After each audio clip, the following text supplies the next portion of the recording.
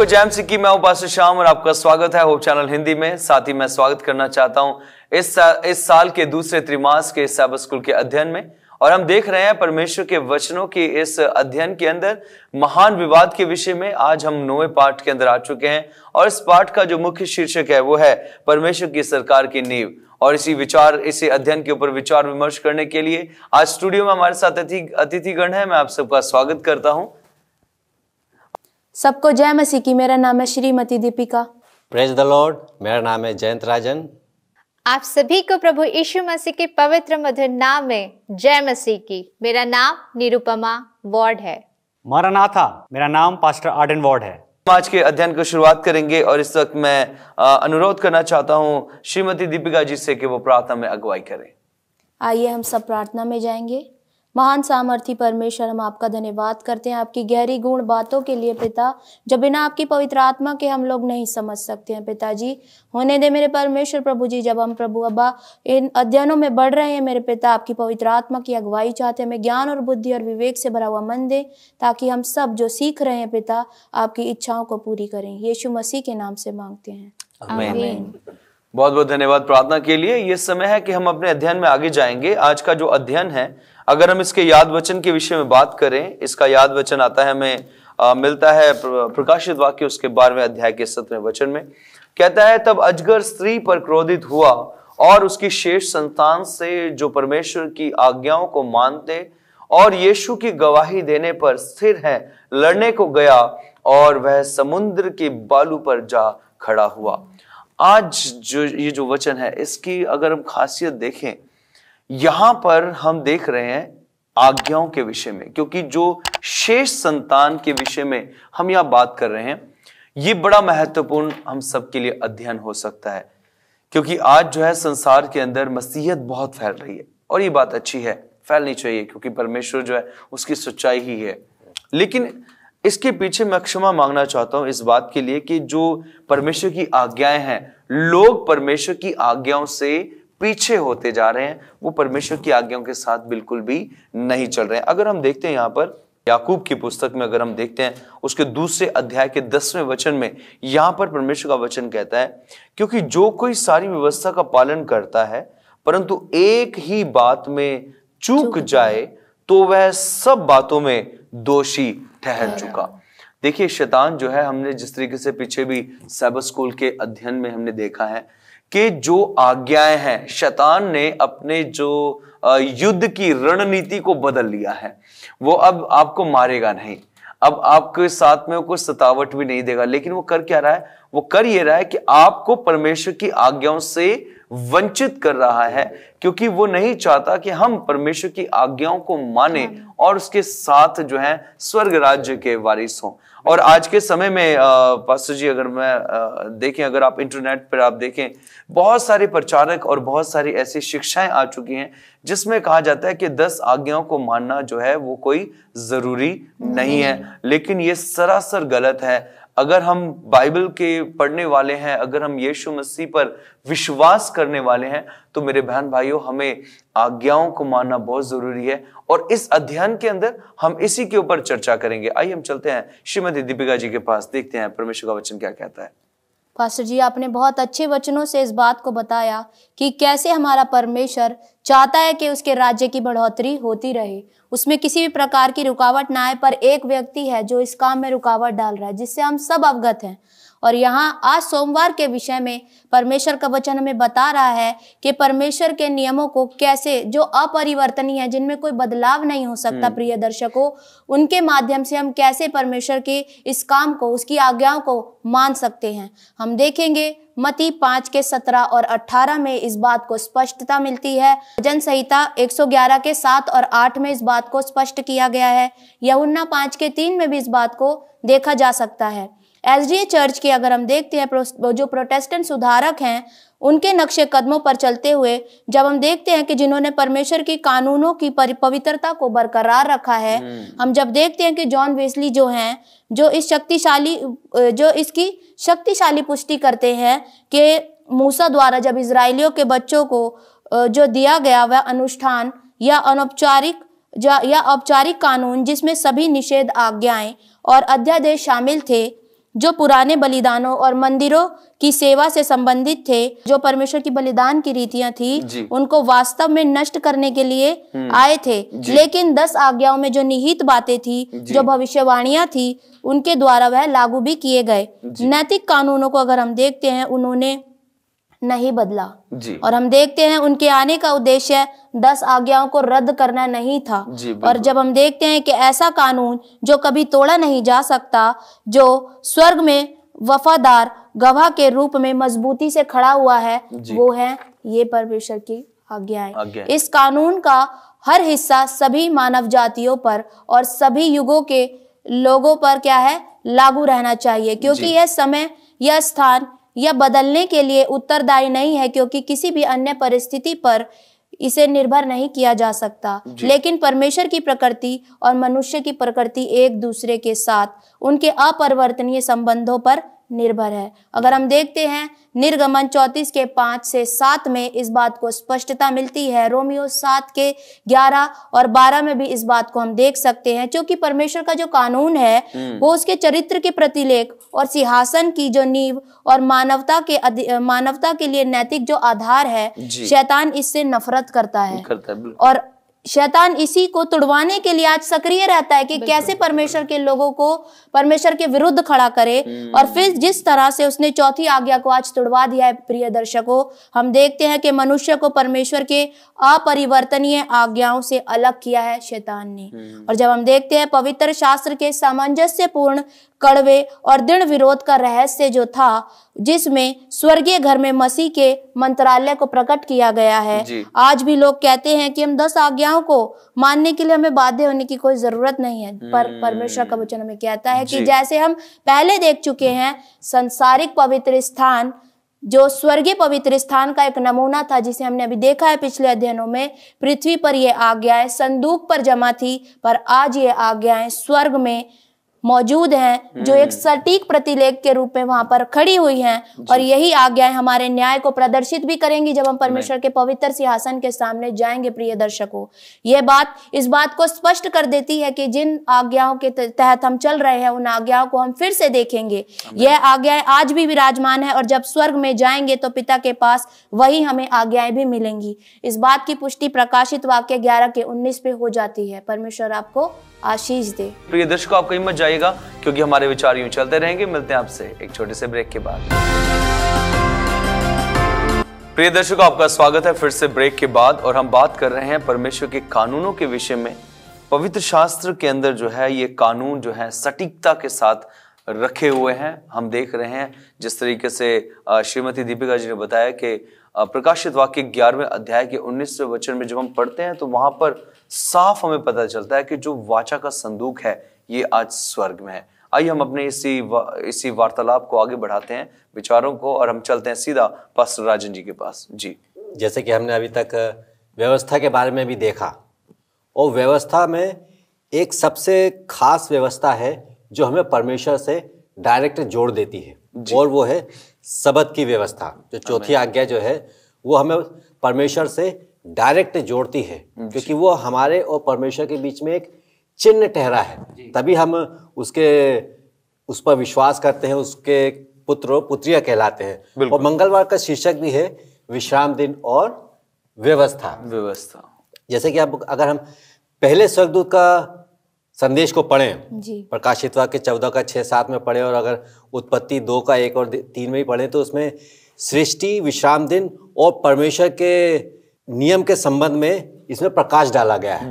इसमें सृष्टि के बारे में बताया गया है, परमेश्वर की आज्ञाओं के बारे में बताया गया है, और सृष्टि के समय स्थापित और कानून से प्रतिष्ठापित सबत ईश्वर की रचनात्मक शक्ति का एक प्रतीक है, और निर्माता के रूप में उसकी आराधना करने का एक आह्वान भी करता है। क्योंकि सबत का दिन जो है वो विश्राम दिन तो है ही, लेकिन आराधना का भी दिन है, क्योंकि वही एक दिन है जब हम परमेश्वर के सम्मुख जाते हैं, और वही एक दिन है जो एक आशीष वाला दिन भी कहलाता है। सृष्टि जो है यीशु द्वारा निर्मित प्राणियों के रूप में हमारे मूल्य पर जोर देती है, ना कि किसी कॉस्मिक दुर्घटना के बारे में, एक बड़ी दुर्घटना के बारे में कि उसके द्वारा सारी चीजें हुई, बल्कि सृष्टिकर्ता और मुक्तिदाता के रूप में यीशु की दोहरी भूमिका यहाँ पे हम देख सकते हैं, एक तो सृष्टिकर्ता के तौर पर और एक मुक्तिदाता के तौर पर, और ये हमें उसकी आराधना को और दृढ़ता से करने की ओर जोर भी देता है, जो हमें मोक्ष की योजना को, उद्धार की योजना को समझने के लिए सबत को एक केंद्रीय मुद्दा भी बताता है। बिल्कुल बिल्कुल, जिससे कि हम ये जान सकें कि सबत किसका प्रतीक है और वो हमारे लिए इतना जरूरी भी क्यों है। जी बिल्कुल। सबत एक ऐसे सृजनहार की ओर भी संकेत करता है जो हमारी परवाह करता है और हमसे प्रेम भी करता है, क्योंकि उसने जब 6 दिन बनाए तो 7वां दिन उसने इसलिए बनाया ताकि हमारा और उससे संबंध बिल्कुल मजबूत हो जाए, मजबूत होता जाए और करीब होता जाए। वह उनमें विश्राम दिन और सृष्टिकर्ता के प्रति वफादारी और मोक्ष के लिए ईश्वर की निर्भरता का प्रतीक है बिल्कुल, जो अनुग्रह पर भी जोर देता है, क्योंकि अनुग्रह क्या है, वो तो हमें गिफ्ट के रूप में मिला है। बिल्कुल बिल्कुल, लेकिन हमें ये भी बताता है कि हमें व्यवस्था का भी पालन करना बहुत जरूरी, क्योंकि जब तक हम अपनी और परमेश्वर के बीच की जो रिश्ता है वो नहीं दर्शाएंगे, और वो हमें किस तरह दर्शा सकते हैं, सबत के दिन को मानकर। जी, सच्चा विश्राम दिन सृष्टिकर्ता और मुक्तिदाता के अनुग्रह का एक प्रतीक भी है। वो हमें ये भी बताता है कि जो सृष्टिकर्ता है और हमारा मुक्तिदाता है वही है जो हमें अनंत जीवन प्रदान कर सकता है। ये मुक्ति के लिए ईश्वर पर निर्भरता का प्रतीक है और अदन के वैभव का बहाली के लिए हमें एक आशा भी प्रदान करता है। बिल्कुल, क्योंकि अगर हम उसके ऊपर निर्भर नहीं रहेंगे तो फिर हम क्या करेंगे, अपनी मर्जी के अनुसार काम करेंगे, और अगर हमने अपनी मर्जी करी तो फिर हम सबत में भी अपनी मर्जी ही चलाएंगे, जबकि बाइबल बताती है कि उस दिन हमें अपनी मर्जी नहीं बल्कि परमेश्वर की मर्जी के अनुसार उस दिन को बिताना है। और प्रकाशित वाक्य का अंत का जो संदेश है, लोगों को सृष्टिकर्ता की महिमा देते हुए प्रत्येक सबत के दिन ईश्वर के प्रेम में विश्राम करने के लिए कहता है। जी, पहला स्वर्गदूत का संदेश हमें उसी का बताता है। और सबत का पालन करना अदन की पूर्णता और नए स्वर्ग और पृथ्वी के भविष्य के गौरव के बीच के एक संबंध को भी बताता है, क्योंकि सबत का दिन और नई पृथ्वी का जो समय है वहां पर भी क्या हुआ है, सबत का जिक्र हुआ है। और सबत ये अनंत काल तक हमारे जीवन में जरूर आएगा। अगर हम मसीह के साथ जब रहेंगे, उसके साथ जाएंगे, तो सबत भी हमारे लिए आएगा, क्योंकि ये हमारे और मसीह के बीच का एक संबंध है। अब हम बुधवार के पाठ में जब जाते हैं तो हम यहाँ पे जानते हैं कि किस प्रकार से अभी हमने जाना कि विश्राम दिन के बारे में कि वो हमारी जिंदगियों के लिए कितना महत्वपूर्ण है। बिल्कुल। उसी प्रकार जब आगे जाते हैं तो इस महत्वपूर्ण दिन के पीछे कौन पड़ा है आज के दिन में अगर हम बात करते हैं तो शैतान पड़ा। शैतान बहुत बुरी तरीके से इस दिन के पीछे पड़ा है और वो चाहता है कि इस दिन के साथ क्या किया जाए, छेड़छाड़ किया जाए ताकि लोग सच्चाई को नहीं जानने वाले हो सके। अगर आप प्रकाशित वाक्य की पुस्तक पढ़ते हैं, उसका 12वां अध्याय पढ़े, आप अगर उसमें 13वां अध्याय पढ़े तो वहां पे शैतान के बारे में लिखा है कि वो क्रोधित है, वो कलीसिया पे क्या है, क्रोधित है और वो शैतान और परमेश्वर के युद्ध और संघर्षों के बारे में वहां पे बताया जा रहा है। जी बिल्कुल। तो यहाँ पे अगर बात करते हैं कि अंतिम समय पे वो लोगों पे क्रोधित हो रहा है तो क्यों हो रहा है? जी बिल्कुल। तो ये बहुत बड़ी बात है कि अगर वो क्रोधित हो रहा है, क्यों हो रहा है? क्योंकि क्या कर रहे हैं, जो परमेश्वर के लोग हैं, जो सच्चाई को जानने वाले लोग हैं, वो इस वक्त सबत का क्या कर रहे हैं, पालन कर रहे हैं। अगर हम देखते हैं कि शैतान जो चाहता है कि आराधना के दिन में गड़बड़ी की जाए, विश्राम दिन से छेड़छाड़ की जाए, तो यहाँ पे बहुत अच्छी तरीके से अगर हम पाठ में जाते हैं, पढ़ते हैं, प्रकाशित वाक्यों की पुस्तक पढ़ते हैं, तो वो आराधना के दिन में परिवर्तन करना चाहता है। वो परमेश्वर की देवीय सत्ता को उसके साथ क्या करना चाहता है, वो लड़ाई करना चाहता है और लोगों को परमेश्वर के दिन से भटकाना चाहता है कि वो विश्राम दिन जो हम आज शनिवार को मानते हैं, वो शनिवार को ना मानते हुए किसे माने, वो रविवार को मानना शुरू कर दे। तो हमें यहीं पे परमेश्वर की आज्ञाओं को देखना है, उसमें बने रहना है, मजबूती से रहना है कि 7वां दिन ही क्या है, हमारा जो विश्रामवार है, हमारा सबत का दिन है जो परमेश्वर ने हमें आज्ञाओं के अनुसार दिया है। बहुत बहुत धन्यवाद सिस्टर आपके इन अच्छे विचारों के लिए। हम जब यहाँ पर देखते हैं, वचन को पढ़ते हैं, जो अजगर है वो किस पर क्रोधित हुआ है? वो उन लोगों पर जो शेष हैं और उन लोगों पर जो परमेश्वर की आज्ञाओं को मानते हैं, उन पर नहीं। जो परमेश्वर की आज्ञा को डिनाई कर रहे हैं, जिनको परमेश्वर की आज्ञा से जो वंचित है, जिनको मतलब नहीं है, उन पे नहीं गुस्सा हो रहा, वो उन्हीं पे हो रहा है। तो हम लोग आशीषित हैं कि हम परमेश्वर की इन आज्ञाओं को साथ लेकर चलते हैं। तो ये हमारे लिए सबके लिए आशीष की एक बात है। हमें परमेश्वर की आज्ञा को मानना बहुत जरूरी है। प्रिय दर्शकों, हमारी ये चर्चा यूं ही चलती रहेगी, आप कहीं मत जाइएगा। मिलते हैं आपसे एक छोटे से ब्रेक के बाद। प्रिय दर्शकों, आपका स्वागत है फिर से साइबर स्कूल के इस अध्ययन में। हम चर्चा कर रहे हैं परमेश्वर के राज्य की नींव के विषय में और देख रहे हैं कि परमेश्वर के राज्य की जो नींव है वो है कानून, और वो कानून है वो 10 आज्ञाएं जो परमेश्वर ने सीने पर्वत पर अपने दास मूसा को दी, और जो आज तक सक्रिय है और ये हमेशा तक सक्रिय रहेंगी। आइए हम इस चर्चा में आगे बढ़ते हैं और चलते हैं पास्टर आर्डनवार्ड जी के पास। थैंक यू भाई साहब। एक बार फिर से जो है हम लोग गुरुवार के लेसन में आप पहुंच चुके हैं, और अब तक जो है हम देख रहे हैं किस तरह से हम सीखते आ रहे हैं परमेश्वर की आज्ञाएं, परमेश्वर की व्यवस्थाएं जो है हमारे लिए कितनी ज़रूरी है, हमारे लिए कितनी अहम है। दर्शकों, इस बार का जो गुरुवार का क्या लेसन कहता है, इसका पाठ है 3 स्वर्गदूतों का संदेश जी। और हम सब जो है इसको जानते हैं। अगर आप प्रकाशित वाक्य उसका 14 अध्याय पढ़ते हैं तो हमें उसमें ये 3 स्वर्गदूतों का जो है संदेश मिलता है। यहाँ पे मैं सिर्फ पहले स्वर्गदूत का जो है संदेश में पढ़ना चाहूँगा। यहाँ पे अगर आपके पास में बाइबल है तो आप खोल सकते हैं प्रकाशित वाक्य की पुस्तक, उसका 14 अध्याय, उसका 7वां वचन यहाँ पे इस प्रकार से कहता है।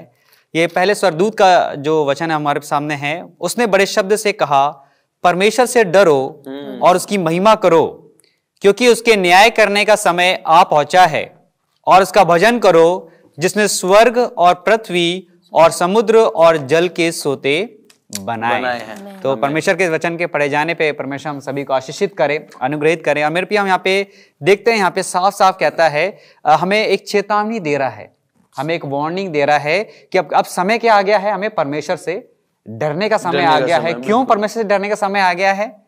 यहाँ पे सिर्फ परमेश्वर के लोग जो उसका भय मानते हैं, है ना। देखिए, डर भी जो है 2 प्रकार के होते हैं। एक प्रेम, जो परमेश्वर प्रेम करने वाले हैं, उस डर की बात जो है यहाँ पे कर रहा है, और वो चाहता है कि हम परमेश्वर से डरें क्योंकि उसका न्याय करने का समय आ गया है। तो देखिए मेरे पे, हमारे पास समय नहीं है, हमें अपने आप को तैयार करने की जरूरत है। और जैसे कि हम अभी पढ़ रहे हैं, सबत का दिन जो है हमारे लिए बहुत जरूरी है। तो हमें अपने आप को पवित्र करना है, क्योंकि उस दिन को परमेश्वर ने पवित्र बनाया था, और वो चाहता है कि हम पवित्र होते हुए इस दिन में प्रवेश करें जी। बिल्कुल। तो मेरे पे इसलिए जो है हम देखते हैं, परमेश्वर कहता है 6 दिन तो है तू अपने काम करना, लेकिन 7वां दिन जो है वो परमेश्वर यहोवा के लिए रख छोड़ना। तो मेरे भी हम यहाँ पे देखते हैं, जो पहला स्वर्गदूत हमें कह रहा है परमेश्वर से डरना है, उसकी महिमा करना है, क्योंकि वो समय जो है वो आ गया है। और अगर हम दूसरे स्वर्गदूत के बारे में अगर हम जब पढ़ते हैं, तो दूसरा जो है स्वर्गदूत वो कहता है, गिर पड़ा वो बड़ा बाबुल गिर पड़ा। तो मेरे पे यहाँ पे अगर हम बात करते हैं, जैसे हमने देखा था पिछले बार, भाई साहब आपने बताया था कि राज्य को जो है प्रेजेंट करता, तो यहाँ पे बाबुल के बारे में बात कर रहा है। और बाबुल जो है हम जानते हैं, पुराने नियम की बात करते हैं, बाबुल एक ऐसा राज्य था जहां पे परमेश्वर की आज्ञाओं का उल्लंघन किया गया। हर तरह से जो है बोलना चाहिए परमेश्वर की अन्य आज्ञाकारिता जो है वहां पे की गई। और हम जानते हैं फिर इसका क्या हश्र हुआ, इसका क्या हाल हुआ।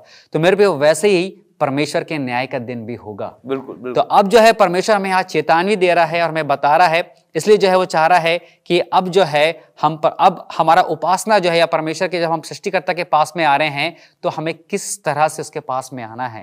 क्या आज भी हम उस पवित्रता में उसके पास आ रहे हैं, या आज हम भी सिर्फ समय व्यतीत करते जा रहे हैं? क्योंकि हम समय के बारे में भी देखा, हम जो है समय बिताते जा रहे हैं कि हमें सोच रहे हैं कि हाँ प्रभु यीशु मसीह का दोबारा मन होगा।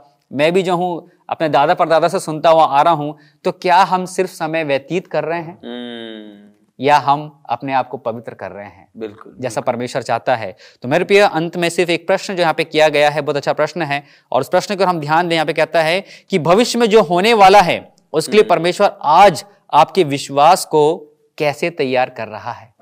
देखिए, परमेश्वर शुरू से ही जो है, क्योंकि हम उसके सरकार के बारे में बात कर रहे हैं, उसकी आज्ञाओं के बारे में बात कर रहे हैं, उसकी व्यवस्था के बारे में बात कर रहे हैं, और हम उसके राज्य के बारे में बात कर रहे हैं। तो मेरे प्रियो, उसका राज्य जो है इस पृथ्वी के जैसा का राज्य नहीं है। यहाँ जहाँ पे दुख है, तकलीफ है, परेशानी है और पाप है बोलना चाहिए, और सबसे बड़ी जो दुख है वो है मृत्यु है। मृत्यु का, तो उसके राज्य में जो है ये सारी चीजें नहीं होगी। तो मेरे प्रियो, हम इस बात की ओर ध्यान दें कि आज हम अपने विश्वास को कैसे तैयार कर रहे हैं। आमीन, आमीन। बहुत बढ़िया पास्टर जी, मैं आपका धन्यवादित हूँ इन अच्छे विचारों के लिए। सच में ये बहुत जरूरी है कि हमें परमेश्वर के ऊपर जो विश्वास है और जिस तरीके से रखना चाहिए, और जिस तरीके से आपने बताया कि डरने का जो मतलब है वो है परमेश्वर की आज्ञा को मानने का। अगर बाइबल आप खोल के देखिए, हर जगह आज्ञाकारिता को दर्शाया गया, आज्ञाकारी बनो, आज्ञाकारी बनो। पास्टर राजन जी, मैं आपके पास आना चाहता हूँ, आपसे सवाल पूछना चाहता हूँ कि हम सब अंत के दिनों में हैं और यहाँ पर देखा जा रहा है कि चौथी आज्ञा को तोड़ा जा रहा है जो कि सब्त की आज्ञा है। तो ऐसा कौन सा तरीका है कि जब हम लोगों को ये बताएं, उनको समझाएं और उनको बताएं कि जो आराधना का मुख्य दिन है वो है हफ्ते का अंतिम दिन जो सब्त है वो है, ना कि हफ्ते का पहला दिन। जी देखिए, आपने बहुत ही अच्छा प्रश्न किया और इस प्रश्न का उत्तर हमें 3 स्वर्गदूतों के संदेश से ही मिल जाता है। जैसे कि पास्टर साहब ने अभी बताया जी कि पहला स्वर्गदूत का संदेश हमें क्या बताता है, उसके न्याय के बारे में बताता है, और वही पहले ही स्वर्गदूत का संदेश ये भी बताता है परमेश्वर के सृष्टिकर्ता होने का। बिल्कुल। और क्योंकि ये दोनों एक साथ जुड़े हुए हैं, क्योंकि परमेश्वर और सृष्टि सब्त ये एक दूसरे से जुड़े, क्योंकि अगर हम परमेश्वर पर विश्वास करते हैं तो ये भी विश्वास करते हैं कि उसने 7वें दिन क्या करा है, विश्राम किया है। बिल्कुल। और ये इसलिए भी महत्वपूर्ण है क्योंकि तीसरी आज्ञा बताती है, तीसरी आज्ञा जैसे इसमें लिखा है, जो कोई उस पशु और उसकी मूर्ति की पूजा करे और अपने माथे पर अपने हाथ पर उसकी छाप ले। जी, ये क्या है, एक चेतावनी है जी। ये कि हमारे पास छाप किसकी होनी चाहिए, जी, परमेश्वर की होनी चाहिए, बिल्कुल, ना कि किसी पशु की। क्योंकि अगर पशु की छाप है तो अब जब हम आगे पढ़ेंगे तो उसका परिणाम भी बताया जा रहा है। तो हमारे लिए बहुत ही महत्वपूर्ण है कि हम सब्त का पालन क्या के लिए करना चाहते हैं, क्या के लिए करना चाहिए, क्योंकि सब्त का दिन बताता है हमारी मुक्ति के एक द्वार के बारे में। जी बिल्कुल। ताकि हम मुक्ति के उस द्वार को खोल सके, क्योंकि अगर हमने उस द्वार को नहीं खोला तो हमारे लिए दूसरा द्वार खुल जाएगा, दूसरा द्वार खुल जाएगा। बिल्कुल बिल्कुल। बहुत बहुत धन्यवाद इन बातों के लिए। यहाँ पर हम धन्यवादित हैं आप सबका हमारे साथ इन अच्छे विचारों को रखने के लिए। आइए हम आज के सब्त स्कूल को अंत करेंगे और मैं अनुरोध करूंगा पास्टर जी से कि प्रार्थना में अगुवाई करें।